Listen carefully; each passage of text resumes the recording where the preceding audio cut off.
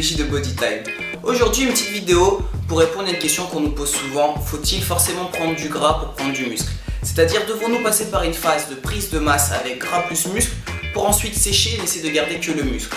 Et pour nous, la réponse est principalement non. Vous pouvez tout à fait prendre du muscle sans prendre trop de gras, et c'est notamment vrai donc chez tous les débutants. Si vous démarrez une activité sportive, notamment donc la musculation, pour pouvoir prendre du volume, vous pouvez prendre de la masse maigre, du muscle, sans prendre de gras, de la masse grasse. Pourquoi? Parce que vous avez déjà en vous forcément un pourcentage de masse grasse. Vous allez chercher plutôt à consommer ces calories et à l'inverse à créer du muscle. Donc pour ça, il va falloir adapter son alimentation, mais c'est possible.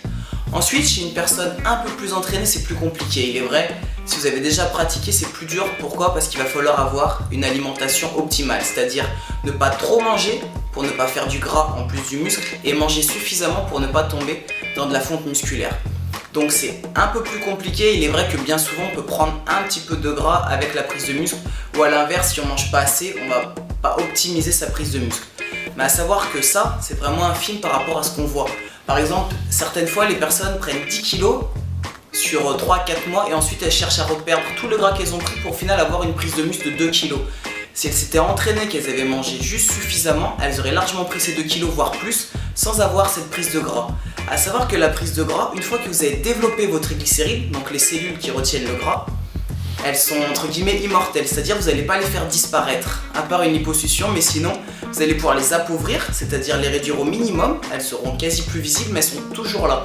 C'est-à-dire qu'après vous êtes sujet à regrossir, elles ont envie de se redévelopper, donc dès que vous allez remanger une prise de masse, vous allez regrossir un petit peu plus, vous allez en développer d'autres, et là vous allez vraiment faire le yo-yo, avec des phases vraiment très gros, et des phases où vous allez devoir vraiment vous restreindre pour vous assécher, votre corps ne s'habituera pas, donc à chaque fois il va chercher encore plus à stocker, et ce sera vraiment compliqué pour vous au final de vous affiner. Et pour conclure, juste je voulais revenir sur le fait de pourquoi on parle de prise de masse et de sèche.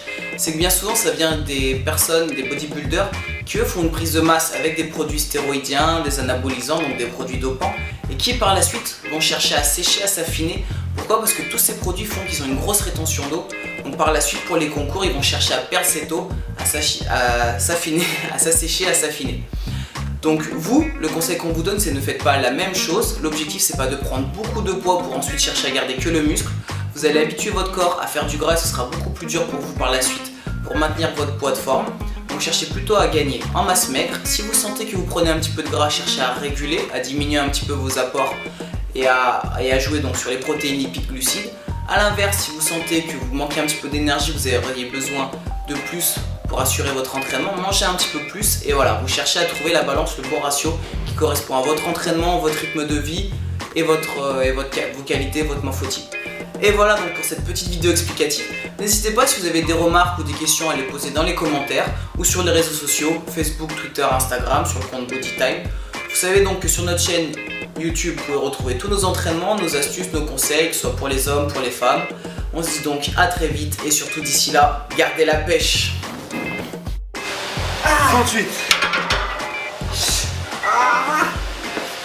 C'est horrible.